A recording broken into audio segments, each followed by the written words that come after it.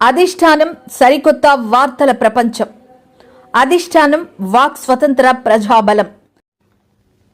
Welcome to అధిష్టానం TV. ముందుగా బులెటిన్లోని headlines. ఇప్పుడు నేను ఏ పార్టీలోనూ లేను, ఏ పార్టీని సపోర్ట్ చేయను. ఆలీ ప్రాజెక్టుకు అన్ని అనుమతులు తెచ్చి మొదలుపెట్టిందే వైఎస్ఆర్. అంబటి రాంబాబు. ఎస్సీలు అంటే చంద్రబాబుకు చిన్న చూపు. ఎం నాగమల్లేశ్వరి.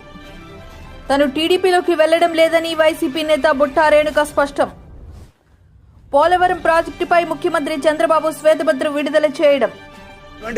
అధికారం మారింది కానీ తిరుమలలోని చాలా మంది టీటీడీ అధికారులు అలానే ఉన్నారు. పరిపాలనలో అభివృద్ధిలో మాతో పోటీ పడండి. మాజీ ఎంపీ. దేవాలయం లాంటి యూనివర్సిటీని భ్రష్టు పట్టించినా ఏ ఒక్కరిని ఉపేక్షించేది లేదు.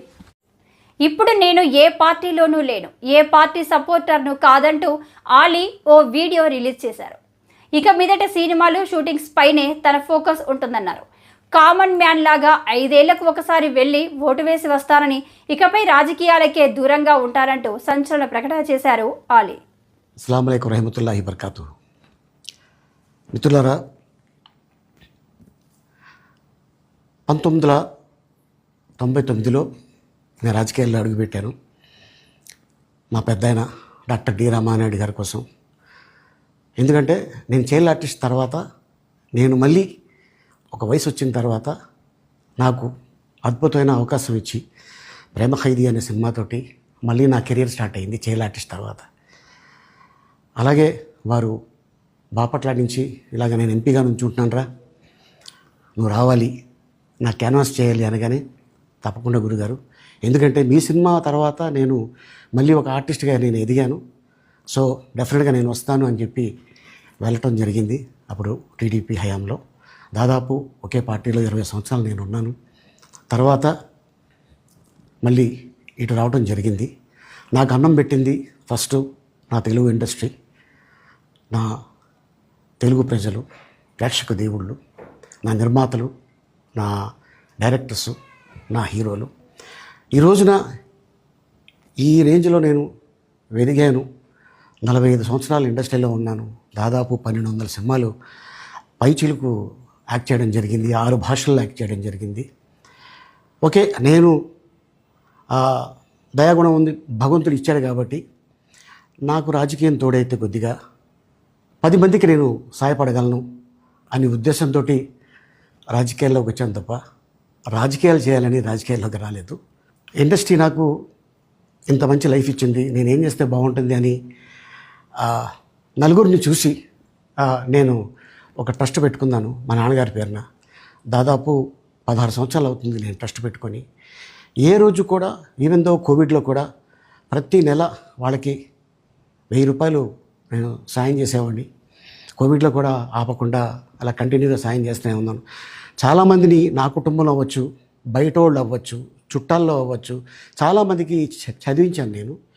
అండ్ అలాగే మా తల్లిదండ్రులు నాకు ఇచ్చిన ఆ ఒక గుణం అది అందరితో పంచుకోవాలని చెప్పి ఉద్దేశంతో నేను ట్రస్ట్ కూడా పెట్టుకున్నాను. నా ఇన్కంలో దాదాపు 20% నేను ట్రస్ట్కి ఇవ్వటం జరుగుతుంది. గతంలో కూడా చెప్పా, ఫారిన్ కంట్రీస్లో ఏదైనా ఈవెంట్స్ చేస్తే దాంట్లో నుంచి 60% ట్రస్ట్కి వెళ్ళి 40% నేను తీసుకునేవాడిని. సో ఇట్లాగా చాలా సేవలు చేసి ఉన్నాను కాబట్టి ఈ మాట కూడా నేను మీకు చెప్పుకుంటున్నాను. అండ్ అలాగే నేను 2004కు ముందు 9 సంవత్సరాలు సీఎంగా ఉండి, కేంద్రంతో సత్సంబంధాలు కలిగి ఉండి పోలవరం గురించి ఎప్పుడైనా ఆలోచించావా చంద్రబాబు?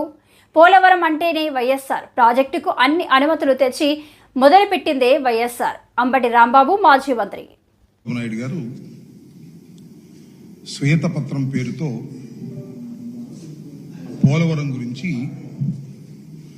ఒక సుదీర్ఘమైనటువంటి ఉపన్యాసం, ఎక్స్ప్లెనేషను ఇవ్వటం జరిగింది. దానితో పాటుగా ఆయన జగన్మోహన్ రెడ్డి గారిని వ్యక్తిగతంగా హననం చేయాలనేటువంటి పరుష పదజాలాలు చాలా విరివిగా వాడేటటువంటి ప్రయత్నం చేశారు.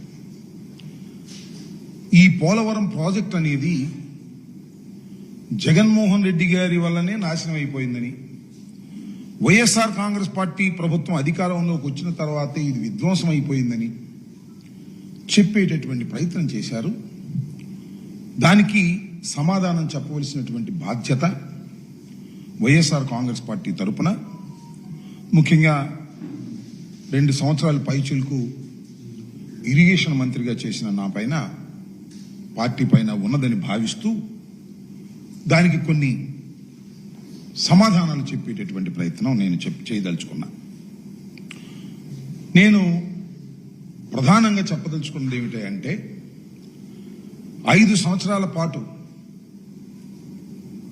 వైఎస్ జగన్మోహన్ రెడ్డి గారి నాయకత్వంలో ఉన్నటువంటి ప్రభుత్వం పోలవరం విషయంలో కానీ, ఇతరత్రా ఉన్నటువంటి ఇరిగేషన్ ప్రాజెక్ట్స్లో కానీ ఏ విధమైన తప్పిదాలు చేయలేదు.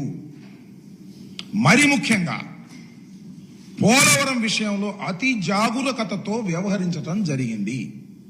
ఎక్కడ కూడా చిన్న తప్పిదం కూడా జరగకోకుండా శాస్త్రీయంగా ప్రోటోకాల్ ప్రకారం ఆ ప్రాజెక్టు నిర్మాణాన్ని కరోనా ఉన్నప్పటికీ కూడా అత్యంత వేగవంతంగా చేసేటటువంటి ప్రయత్నం జగన్మోహన్ రెడ్డి గారి ప్రభుత్వం చేసిందని ఈ సందర్భంగా నేను చెప్పదలుచుకున్నా. ఇది చంద్రబాబు నాయుడు గారు చూశారుగా, గేటు పెట్టాడు. గేటు కాదు, రేకు. ఇక్కడే భజన చేసింది. చంద్రన్న అని భజన చేసి పైన ఏమి వేయలా. ఇప్పుడు రేకు పెట్టి, రేకు ఎప్పుడు పెడతారు? కంప్లీట్ అయిపోయిన తర్వాత పెడతారు. స్పిల్ వే మీద అసలు ఇంకా ఇదే వేయలే, కార్లు వెళ్ళేది వేయలే. ఇక రేకు పెట్టేసి భజన చేసేసి పేపర్లు వేస్తారు. ఈనాడులోనూ ఆంధ్రప్రదేశ్ వేసి అద్భుతం అమోఘం అని భజన చేశారు. ఏమిటిది? ఎన్ని ఊరికినే భజన చేసే కార్యక్రమం తప్ప మేము ఎస్సీలు అంటే చంద్రబాబుకు చిన్న చూపుని మాల మహానాడు రాష్ట్ర మహిళా అధ్యక్షురాలు ఎం నాగమల్లేశ్వరి అన్నారు. విశాఖలో ఆమె మీడియాతో మాట్లాడుతూ ఎస్సీ వర్గాలకు చెందిన ఓట్లతో అధికారంలోకి వచ్చిన చంద్రబాబు ఇప్పుడు కులాల మధ్య చిచ్చు పెట్టే విధంగా ఎస్సీ కుల వర్గీకరణ చేపట్టడం సరికాదు అని అన్నారు. ఆయనకి ఎప్పుడు దళితుల మీద ప్రేమ అనేది ఏ రోజు చూడలేదు. మేము గతంలో దళితులుగా ఎవరైనా పుట్టాలి అనుకుంటారా అన్నటువంటి వ్యక్తి ఇవాళ అన్నదమ్ముల్లాగా ఉన్నటువంటి మా మధ్య చిచ్చు పెట్టడానికి ఆయన వర్గీకరణ టాపిక్ తీసుకొని రావడం మేము ఖండిస్తున్నాం. నిజంగా అంబేద్కర్ గారి ఆశాభావాలు కానీ లేకపోతే రాజ్యాంగానికి విలువిచ్చే ఏ నాయకుడైనా ఏ రాజకీయ పార్టీ అయినా సరే మేము డెఫినెట్ గా సపోర్ట్ చేస్తాం. ఇవాళ ఆయన ముఖ్యమంత్రి అయ్యారు అని అంటే ఒక జాతి సపోర్ట్ చేస్తే అయినటువంటి వ్యక్తి కాదు. అందరూ కలిపి ఆయనకి సపోర్ట్ చేశాం కాబట్టి ఇవాళ ఆయన ముఖ్యమంత్రి పదవిని తీసుకోవడం జరిగింది. సో ఇలాంటి సమయంలో వర్గీకరణ టాపిక్ ని మీరు తీసుకొచ్చి మీరు మాట్లాడుతున్న తీరును మాత్రం మేము ఖండిస్తున్నాం. ఏదైతే మీరు నిన్న మాట్లాడారో ఆ మాటని వెనక్కి తీసుకోకపోతే డెఫినెట్ గా రాష్ట్రం మొత్తం మాలలందరూ ఏకమై ఉద్యమాన్ని ముందుకు తీసుకెళ్లాల్సినటువంటి పరిస్థితిని మీరు తీసుకొస్తారు అని ఈ సందర్భంగా తెలియజేస్తున్నారు. ఎందుకంటే రాజ్యాంగాన్ని కానీ అంబేద్కర్ గారి ఆలోచన విధానానికి కానీ ఎవరు అడ్డుపడినా డెఫినెట్ గా వాళ్ళకి నామ రూపాలు లేకుండా పోయినటువంటి చరిత్ర చాలానే ఉంది. రీసెంట్ గా మోదీ గారు కూడా రాజ్యాంగాన్ని మార్చేస్తానని మాట్లాడిన ఆయనకి ఇవాళ ఆయన సస్టైనబుల్ కి ఎటు వెళ్ళాలో ఎటు మార్చుకోవాలో ఇబ్బంది పడుతున్నటువంటి సిచ్యువేషన్. చాలా మంది దళితులకి రాజకీయాలు ఎందుకు, దళితులకి ఈ రాజ్యాంగ పదవులు ఎందుకు అని చెప్పేసి మాట్లాడుతున్న చాలా మంది నాయకులు అందులోనే ఉన్నారు. ఎవరు మాట్లాడినా మాకు పార్టీలు అతీతం కాదు, జాతి విషయం కోసం వస్తే మేము డెఫినెట్ గా అందరం ఏకమవుతామన్న విషయాన్ని గుర్తుపెట్టుకోవాలి. మాలో మాకు చిచ్చు పెట్టే మీ ప్రయత్నాలు, మీ స్వలాభం కోసం, మీ రాజకీయ లబ్ధి కోసం మీరు చేస్తున్నటువంటి ఏదైతే ఈ వర్గీకరణ అంశాన్ని మళ్ళీ ఎలక్షన్ ముందు తీసుకొస్తారు, ఎలక్షన్ తర్వాత తీసుకొస్తారు అనేది ఒకసారి గుర్తు పెట్టుకోవాలి. గతంలో మీరు సుప్రీంకోర్టు బుద్ధి చెప్పి వెనక్కి తిరస్కరించినటువంటి విషయాన్ని మీరు మర్చిపోయారు. డెఫినెట్ గా మాలల ఓటింగ్ ఎంత ఉంది. తను టీడీపీలోకి వెళ్లడం లేదని వైసీపీ నేత బుట్టా రేణుక స్పష్టం చేశారు. వైసీపీని విడిచిపెడుతున్నట్లు వస్తున్న వార్తలు ఎలాంటి వాస్తవం లేదని ఆమె తెలిపారు. జగన్పై మాకు నమ్మకం ఉంది, ఆయన వెంట నడుస్తాం. వైసీపీని కాంగ్రెస్లో విలీనం చేస్తారని వార్తలను ఆమె ఖండించారు. టీడీపీలో వెళ్తున్నారని ప్రచారం అయితే ఉంది, అది ఎంతవరకు వాస్తవం? అవన్నీ అవాస్తవాలే.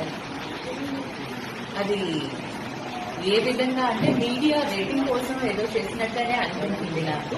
బికాజ్ అలాంటి ఎటువంటి ఆలోచన, అటువంటి పరిస్థితి లేదు అసలు.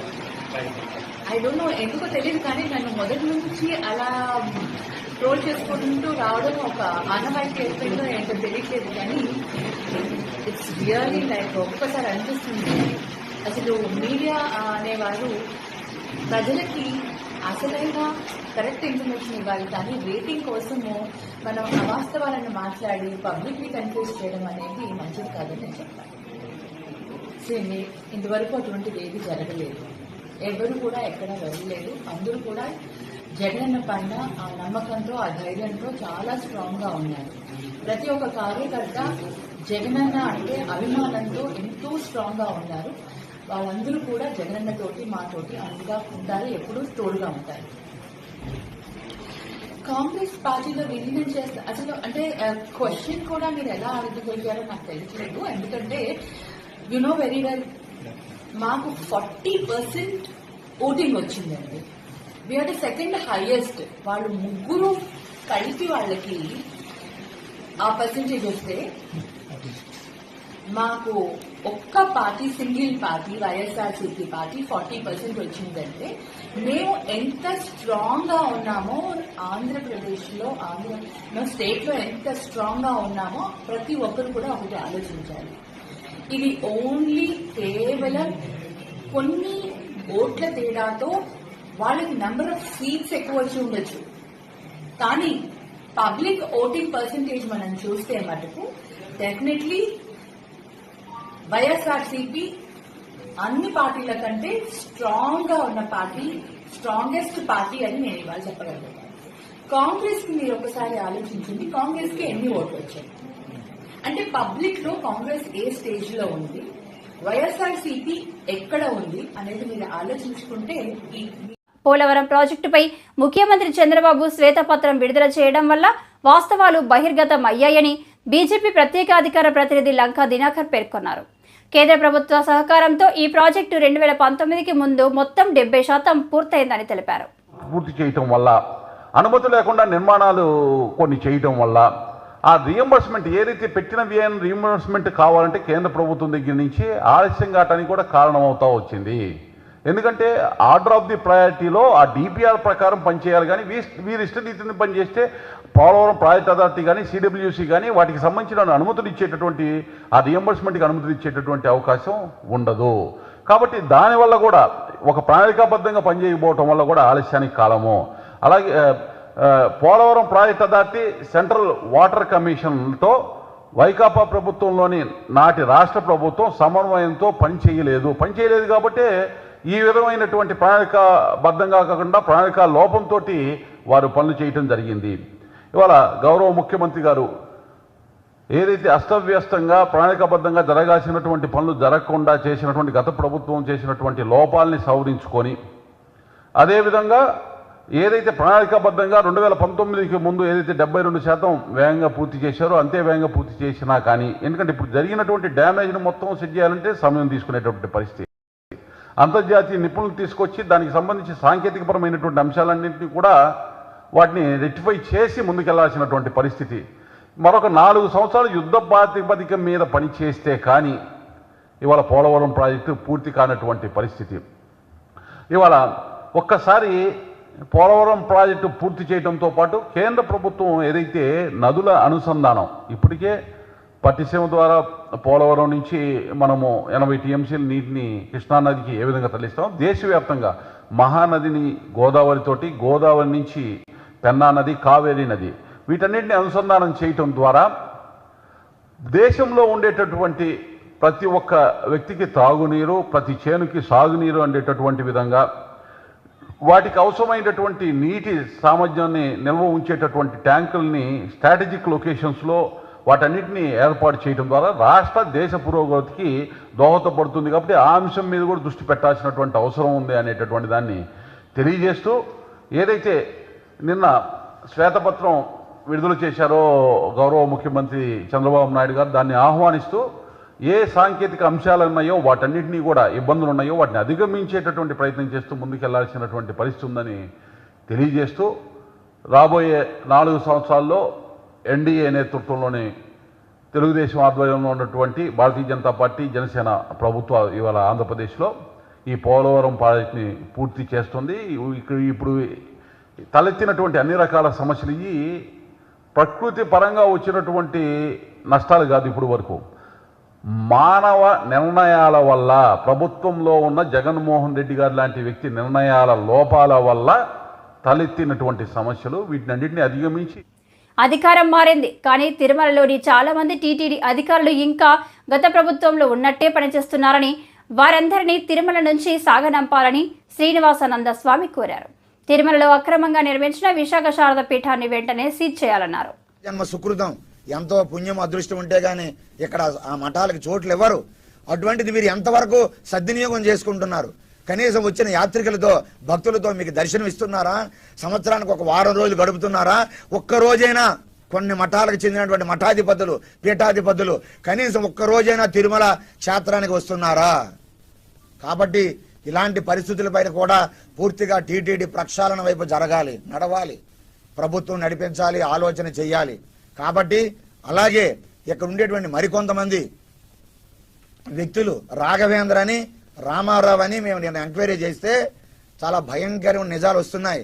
వివాహాలు కాంట్రాక్టుల పేరుతో, పెళ్లిళ్ళ పేరుతో ఇష్టానుసారంగా దందాలుగా వ్యవహరించి తిరుమలకి అపకీర్తి తెస్తున్నారు. కాబట్టి ఇది చాలా బాధాకరమైన విషయం. ఇలాంటి వ్యక్తుల మీద, ప్రైవేటు వ్యక్తుల మీద టీటీడీ వాళ్ళు ఎందుకు దృష్టి పెట్టడం లేదు? తక్షణమే వీరిపైన ఎందుకు చర్యలు చేపట్టడం లేదు? ఈ రోజు ఇక్కడ ఉండేటువంటి కొన్ని మఠాలు వారు ప్రైవేటు వ్యక్తులకి మేనేజర్లుగా నియమిస్తున్నారు. వారి శిష్య పరంపర లేదు ఇక్కడ. వారి ఆశ్రమం పరంపర, వారి తాలూకా ఉత్తరాధికారులు ఎవరూ లేరు. ప్రైవేటు వ్యక్తులకి కాంట్రాక్ట్లు ఇస్తున్నారు, వారు సబ్ కాంట్రాక్ట్ ఇస్తున్నారు, వారు సెమీ కాంట్రాక్ట్ ఇస్తున్నారు. ఎక్కడికి పోతుంది మన తిరుమల? ఎక్కడికి పోతున్నాయి కొన్ని మఠాల వ్యవహారాలు? కాబట్టి ఇవన్నీ కూలంకుషంగా సమస్యలు పరిష్కారం చేయాల్సిన అవసరం ఉన్నది.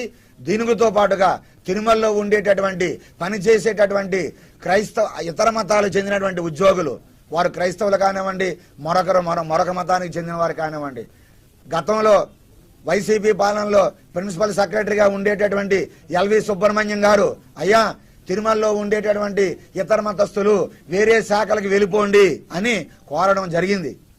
మీడియా మిత్రులందరికీ కూడా తెలుసు. ఆ విజ్ఞప్తి చేస్తే గత ప్రభుత్వం ఇతర మతస్థుల ఉద్యోగుల్ని బయటికి పంపించకుండా ప్రిన్సిపల్ సెక్రటరీనే బయటికి పంపించేసింది. చాలా బాధాకరం, చాలా దారుణం. ఈరోజు తిరుమలలో ఎంతో మంది అన్యమతస్థులు పనిచేస్తున్నారు. దయచేసి వారి మీద మాకేమీ ఆగ్రహం లేదు, కోపం లేదు. అయ్యా దయచేసి మీకు మా వెంకటేశ్వర స్వామి పైన నమ్మకము, విశ్వాసం లేనప్పుడు దయచేసి మీరు పని చేయొద్దు. కాబట్టి ఇటువంటి ఉద్యోగుల మీద కొరడా జలిపించాలి. రానున్నటువంటి ప్రక్షాళన ఏదైతే ముఖ్యమంత్రి గారు అన్నారో, ఈ ప్రక్షాళన తిరుమలలో ఉండేటువంటి ఇతర అన్యమతస్థుల ఉద్యోగులు కూడా దయచేసి వారికి వేరే డిపార్ట్మెంట్స్ కి పంపించేసి, హిందువులు, వెంకటేశ్వర స్వామి భక్తులు, వెంకటేశ్వర స్వామి సేవకులు, నిజముగా వెంకటేశ్వర స్వామి పరమ దైవముగా, పరమ దేవుడిగా భావించేటటువంటి వ్యక్తులకి అక్కడ ఉద్యోగాలుగా మీరు చేర్పించి తిరుమల పవిత్రతని, వెంకటేశ్వర స్వామి తాలూకా ప్రాశస్యాన్ని, ఆయన గౌరవాన్ని, ఆయన తాలూకా గొప్పతనాన్ని కాపాడేటటువంటి హిందూ ఉద్యోగులుగా మాత్రమే, స్వామి సేవకులు, భక్తులు మాత్రమే అవకాశాన్ని కల్పించాలని ఈ ప్రక్షాళన. పరిపాలనలో అభివృద్ధిలో మాతో పోటీ పడండి, పరిపాలనలో అభివృద్ధిలో మాతో పోటీ పడండి మార్గాన్ని భరత్ శనివారం మీడియాతో మాట్లాడుతూ పోలవరంపై బహిరంగ చర్చకు సిద్ధం. టీడీపీ హయాంలో ఏం జరిగిందో, వైఎస్ఆర్సీపీ హయాంలో ఏం జరిగిందో చర్చిద్దాం రండి. ప్రతిపక్షంలో ఉండి కూడా చెప్తా ఉన్నా, మీరు ఆంధ్రప్రదేశ్ వ్యాప్తంగా లేకపోతే మీరు నిపుణులను ఎవరు తెచ్చుకుంటారో తెచ్చుకోండి, నేను వస్తాను, ఓపెన్ డిబేట్కి వస్తాను. ఓపెన్ డిబేట్కి వచ్చి మీరు ఏం నిర్వాకాలు చేశారు, మేమేం చేశామనే దాని గురించి చర్చిద్దాం. నేను ఇవాళ చెప్తా ఉన్నా, ఇదే చంద్రబాబు నాయుడు గారు ఎంత దుర్మార్గంగా పోలవరం ప్రాజెక్ట్ అథారిటీని కూడా పక్కన పెట్టి, వాళ్ళు ఇచ్చిన ప్రోటోకాల్స్ కూడా పక్కన పెట్టి, ఆయన ఒక నవయుగ కంపెనీకి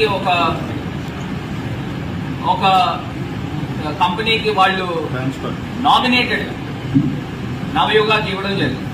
ఇచ్చినప్పుడు వాళ్ళు ఏదైతే నీతి ఆయోగ్ నివేదిక కూడా ఇచ్చారు 2016లో. స్టేట్ గవర్నమెంట్, అప్పుడున్న స్టేట్ గవర్నమెంట్ మాకు నేషనల్ ప్రాజెక్ట్ మాకు అప్పచెప్పండి, మేము నిర్వహిస్తాము అని చెప్పి నీతి ఆయోగ్లో 2016 రిపోర్ట్లో కూడా ఉంది. ఇదే చంద్రబాబు నాయుడు గారు నేషనల్ ప్రాజెక్టు వాళ్ళు వదిలేసి ఉంటే ఈ వాటి కంప్లీట్ అయ్యేది కదా. ఈయన ప్రోటోకాల్ ఫాలో కాకుండా ఈయన వర్క్ చేసిన విధానం గురించి ఒక 2 నిమిషాలు ఎక్స్ప్లెయిన్ చేస్తాం. ప్రధానంగా ఫస్ట్ నదిని డైవర్ట్ చేస్తాం. పోలవరం దగ్గర నదిని డైవర్ట్ చేసి అక్కడ ఈసీఆర్ఎఫ్ డ్యామ్ కట్టాలి. కట్టి అది ఎప్రో ఛానల్ మీదుగా, స్పిల్వే మీదుగా, స్పిల్ ఛానల్ మీదుగా నదిని డైవర్ట్ చేయాలి. ఫస్ట్ వీళ్ళు చేయాల్సిన కార్యక్రమం ఏంటండి, first ఎప్రో channel, spillway, spill channel, hydraulic gates పెట్టిన తర్వాత ఆ ప్రాసెస్ కంప్లీట్ అయిన తర్వాత అప్పుడు ఈసీఆర్ఎఫ్ డ్యామ్ కట్టే ముందు coffer dam, up stream coffer dam నిర్మాణం చేయాలి. దాని తర్వాత డౌన్ స్ట్రీమ్ కాఫర్ డ్యామ్ నిర్మాణం చేయాలి. ఈ 2 కాఫర్ డ్యామ్లకి మధ్యలో ఉన్నది ఈసీఆర్ఎఫ్ డ్యామ్ అక్కడ నిర్మాణం చేస్తారు. ఆ ఈసీఆర్ఎఫ్ డ్యామ్ కింద ఉండేదే డయాఫ్రమ్ వాల్. ఆ డయాఫ్రమ్ వాల్ అంటే ఫౌండేషన్. కిందన రాతి నేల తగిలేదాకా అది 50 మీటర్లు ఉండొచ్చు, 100 మీటర్లు ఉండొచ్చు, ఎంత కిందకైనా వెళ్ళి ఆ డయాఫ్రమ్ వాల్ ని నిలబెట్టిన తర్వాత అప్పుడు ఈసీఆర్ఎఫ్ డ్యామ్ దానిపై నిర్మాణం చేయాలి. ఇది ప్రోటోకాల్. ఎవరిని పోలవరం ప్రాజెక్ట్ అథారిటీని అడిగినా వీళ్ళు ఎవరైనా చెప్పేదే ఇది. కానీ చంద్రబాబు నాయుడు గారు చేసిన తప్పిదం ఏంటంటే స్పిల్వే స్టార్ట్ చేశారు, ఎప్రో ఛానల్ స్టార్ట్ చేశారు, స్పిల్ ఛానల్ స్టార్ట్ చేశారు. దీంతో పాటు హైడ్రాలిక్ గేట్స్ ఇంకా పెట్టలేదు అనుకోండి. ఇవి చేస్తూ ఇంకో పక్కన కాఫర్ డ్యామ్ పూర్తి చేయకుండా సగం కాఫర్ డ్యామ్ కట్టాడు. అదే రకంగా డౌన్ స్ట్రీమ్ కాఫర్ డ్యామ్ కూడా సగం కట్టాడు. దీంతో పాటు డయాఫ్రమ్ వాల్ ని సగం స్టార్ట్ చేశాడు. ఇవన్నీ ఒక్కసారి పెట్టుకోవడం వల్ల ప్రకృతి మన చేతిలో ఏముండదు. వరదలకి వచ్చినప్పుడు లాస్ట్ టైం 2021 అనుకుంటా, అప్పుడు వచ్చిన హైయెస్ట్ ఫ్లడ్ 28-29 లక్షల క్యూసెక్ వాటర్ వచ్చినప్పుడు 1 కిలోమీటర్న్నర వెడల్పు నుంచి నది వెళ్లాలండి. వీళ్ళు తీసుకొచ్చి కాఫర్ డ్యామ్ ని ఒక పక్కనేమో 800 మీటర్లు ఎంతో పూడ్చారు, ఒక పక్కన 400 మీటర్లు ఓపెన్ పెట్టారు, ఇంకో పక్కన 200 మీటర్లు ఓపెన్ పెట్టారు. ఇంత వాటర్ వచ్చినప్పుడు ఏమవుతుంది, హై వెలాసిటీ 28 లక్షల. దేవాలయం లాంటి యూనివర్సిటీని భ్రష్టు పట్టించిన ఏ ఒక్కరిని ఉపేక్షించేది లేదు జగన్మోహన్ రెడ్డి.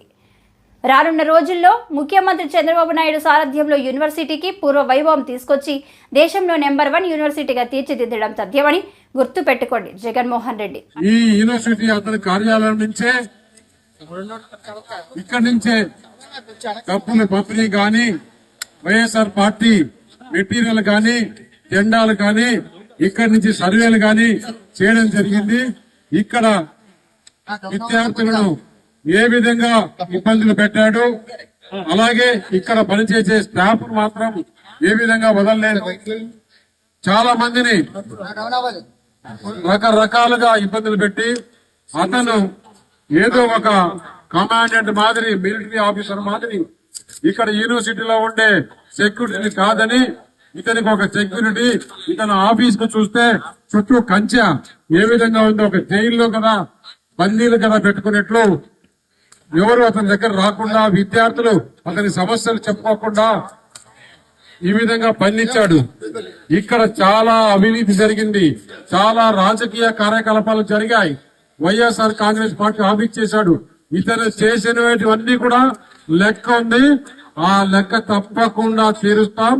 ఇది తెలిసి మేము ఈ రోజు నాయకులందరం, పెద్దలు గంటా శ్రీనివాసరావు గారిని, వెలగపూడి రామకృష్ణబాబు గారు గాని, వంశీ గాని, అలాగే మన విష్ణు కుమార్ రాజు గారు అందరం రావాలనుకుని మేము వారం నుంచి అనుకున్నాం. కాకపోతే నాకు పార్లమెంటు, వారికి అసెంబ్లీ ఉండి రాలేకపోయాం. కానీ ఇది తెలిసి అతను రాజీనామా చేసిపోయినంత మాత్రాన అతన్ని వదిలే సమస్య లేదు. అతని మీద జ్యుడిషియల్ ఎంక్వైరీ ఏమేమి చేశాడో అవన్నీ కూడా అతను ఆ పాపం ఇక్కడ కలగాల్సిందే. ఇక్కడ మంచి భారతదేశంలోనే మంచి పేరున్న యూనివర్సిటీలో ఈ రోజు ఇట్లా చేసినాడంటే